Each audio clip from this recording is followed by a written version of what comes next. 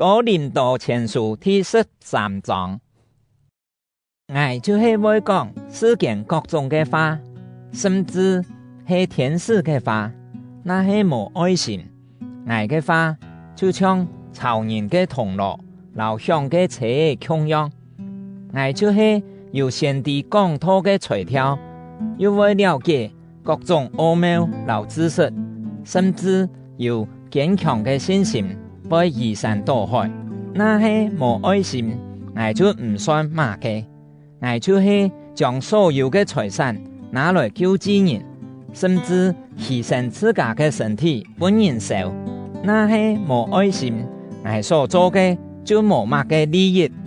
有愛心就會有團圓和慈悲，有愛心就唔會嫉妒，唔會誇口，唔會驕傲，唔會做奸笑嘅事，唔會自私，唔會隨便發強，無忌憚騙人嘅過失，唔歡喜不義，只有歡喜真理。有愛心就會包容一切，凡事有信心，事事存希望，樣樣能忍耐。愛心永遠存在。講道嘅吹條係暫時嘅，屬靈嘅語言有一日會停止，知識也會冇路用。